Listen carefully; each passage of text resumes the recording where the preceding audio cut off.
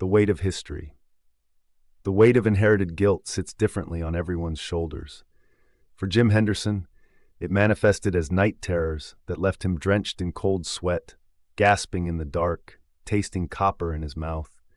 His great-grandfather had been a prominent figure in Denton's history, the kind of prominence that came with carefully preserved photographs of white-hooded men and hidden artifacts that belonged in a museum of shame.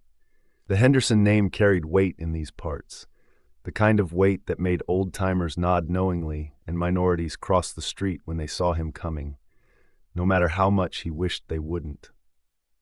Every night for the past month, Jim had stood at his bedroom window, his hands trembling so badly he had to press them against the glass to still them. The distant silhouette of the Old Alton Bridge seemed to pulse in the darkness, like a living thing waiting to swallow him whole. The stories about Oscar Washburn, the Goatman, had always been told as cautionary tales in Denton, but for Jim, they were personal history. He'd found the letters in the attic, yellowed papers that confirmed his great-grandfather had been there that night in the 1930s, not just present, but leading the mob that murdered an innocent man. The discovery had been accidental, the kind of accident that feels like fate. While searching for his mother's old Christmas decorations, he'd stumbled upon a false panel in the attic wall. The letters had practically fallen into his hands, their musty scent drawing him in like a moth to flame. His hands had shaken so badly he'd dropped the first envelope, scattering its contents across the dusty floorboards. The paper was yellow with age, but the ink remained sharp and clear, as if the hatred that had guided the pen refused to fade with time. "Dealt with that uppity Negro tonight," his great-grandfather's handwriting declared. "Washburn won't be selling any more goats around here. The boys and I made sure of that. Had to teach his kind a lesson about getting too comfortable in white folks' territory. The bridge was as good a place as any. Shame about the family, but fire has a way of cleansing all sins." Jim had vomited then, right there on the attic floor, his body revolting against his own blood. The acrid taste of bile had become familiar in the weeks since, rising whenever he thought about what he'd found. His sleep was plagued by dreams of nooses and burning shacks, of children screaming and men in white hoods laughing. He'd wake up choking, clawing at phantom hands around his throat. The research became an obsession. He spent days in the local library, poring over microfiche records from the 1930s. The librarian, Mrs. Patterson, began giving him concerned looks as he requested file after file, his hands shaking more violently with each passing day. His appearance deteriorated. Dark circles formed under his eyes, his clothes hung loose on his frame, and his skin took on a sickly pallor. In the archives, he found a photograph that stopped his heart. His great-grandfather stood proud in his Sunday best, right where the bridge now cast its shadow. But it was the background that made Jim's vision tunnel and his knees give out. Behind the smiling man, barely visible in the trees, hung something that could have been a rope, could have been a body, could have been his imagination. But the longer he stared, the more certain he became.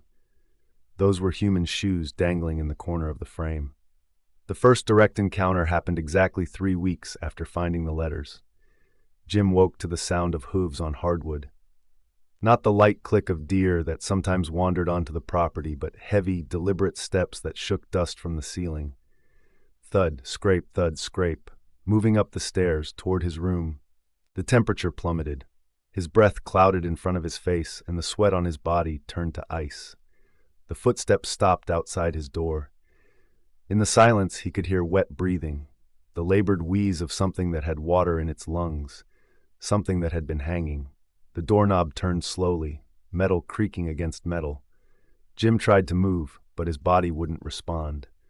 Through slitted eyes, he watched as the door swung open on hinges that should have been locked. The hallway beyond was pitch black, except for 2 points of red light about 7 feet off the ground. The smell hit him first, river water and rotting flesh mixed with the acrid stench of burning hair. A shadow filled his doorway, too tall to be human. Its head brushed the top of the frame, and where it touched, the wood blackened and smoked. Moonlight through the window illuminated patches of matted fur, dripping wet.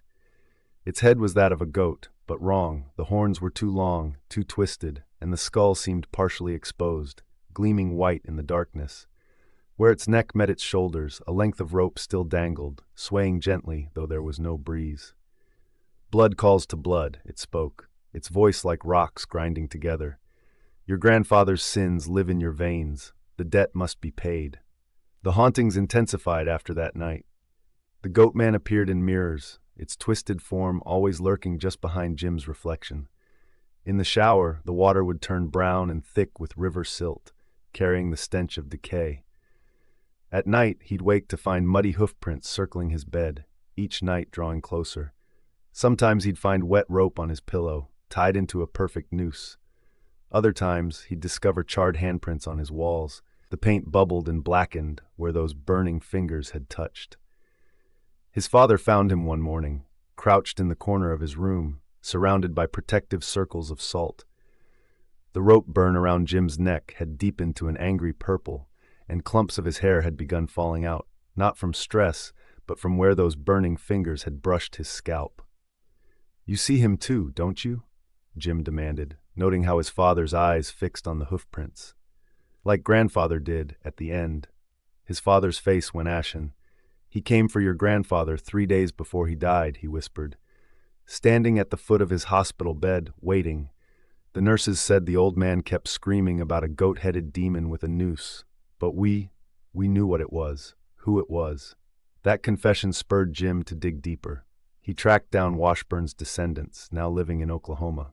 They weren't surprised to see him. "You're not the first," an elderly woman told him, her eyes hard with generations of pain.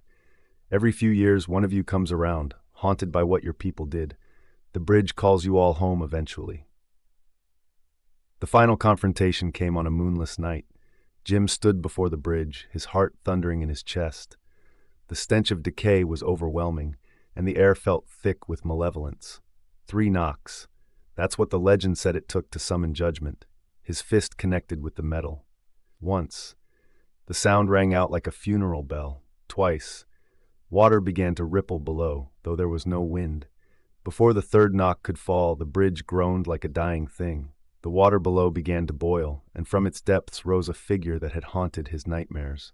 The Goatman emerged, water cascading from its twisted form.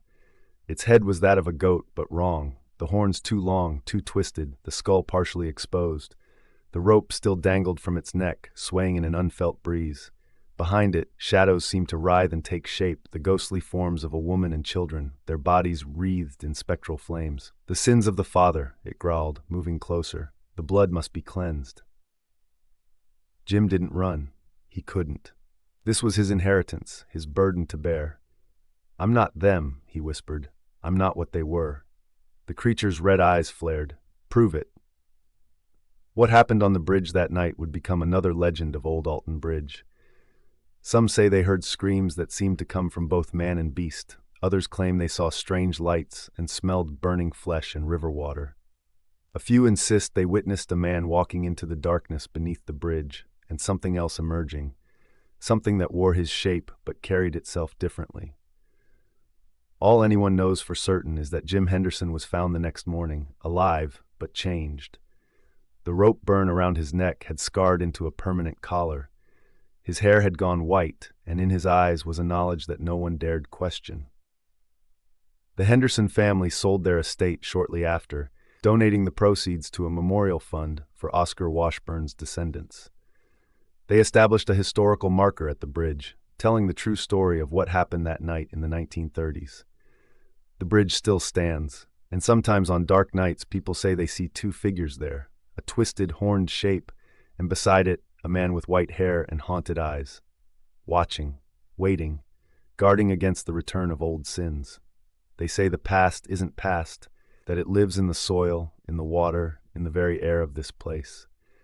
And at Old Alton Bridge, the weight of history hangs heavy as a noose, reminding us that some debts can never be fully paid, only carried forward, generation after generation, until someone finds the courage to face them. The Henderson name still carries weight in Denton, but now it's different. When people see Jim coming, they don't cross the street anymore. They nod in respect, understanding that sometimes redemption comes at a terrible price, and that the guardians of history's darkest truths don't always look like what you'd expect.